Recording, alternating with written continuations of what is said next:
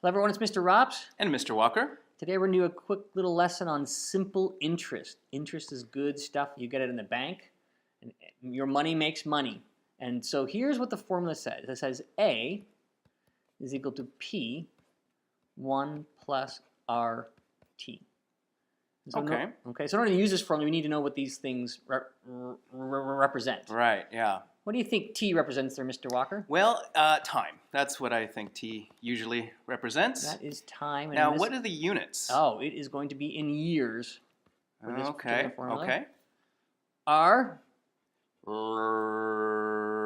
Reciprocal? No, Oh. it's rate, as in the interest rate. Okay, And so that's in a percentage. Yes, but we have to put it in here as a decimal. Ah.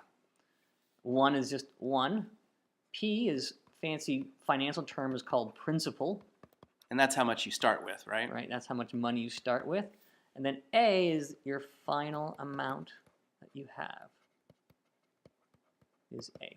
Okay. Okay, so George, good friend George, he's invests 1,300 euros for 3 years at an interest rate of 6.5%. How much money does he have at the end of the 3 years? So we just need to use our formula. I like to note the numbers I have, and I have 3 years.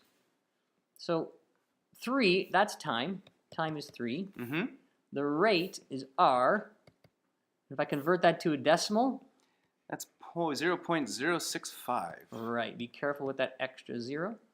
And then this is the initial principal that we started with, so P is 1300. And so if we plug our formula in, we get 1300. 1 plus my rate is 0.65. Oh, times 3. Don't forget my 3. Times 3. And that is P1 plus RT. I put it in my calculator, my convenient calculator. Make sure I don't type anything wrong. 1 plus 0.065 times 3. And we end up, so at the end of 3 years, the bank, or whoever George is investing with, would give him back $1,553 or euros and 50 cents. Okay. All right, so that's how the formula works. Let's try a similar problem but different. So Neshka, after 8 years, well, 8 has to be time. Mm-hmm. After investing $600, there's a principal again. that's the principal, $600, receive an amount of 840. Ah, that's the calculated rate now later on. Okay. Right, so that's A. Yeah. From our formula, A equals P1 plus RT.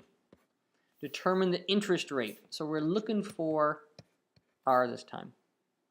So let's just plug and chug and see what we get. So we get A is 840 is equal to P is 600. 1 plus R times 8. 8R. Okay. Okay, so now we have to solve for R. What should we do first, Mr. Walker? Well, let's see. I think maybe divide each side by 600. Okay. So if we divide by 600, I can do that quick in my calculator. Help me out a little bit. Oh, by 600.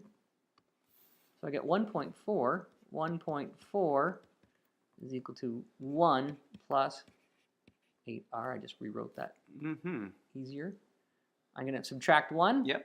So 0.4 is equal to 8R. And then I divide by 8. So R will be 0.4 divide 8 is 0.05. Now that's a decimal, though, right? Right. And we want a percentage. Right. So that means if I move the decimal over twice by multiplying by 100, which will mean I will have 5%. Excellent. Okay. So that's a quick little formula that we have for simple interest rates and how money makes money. All right.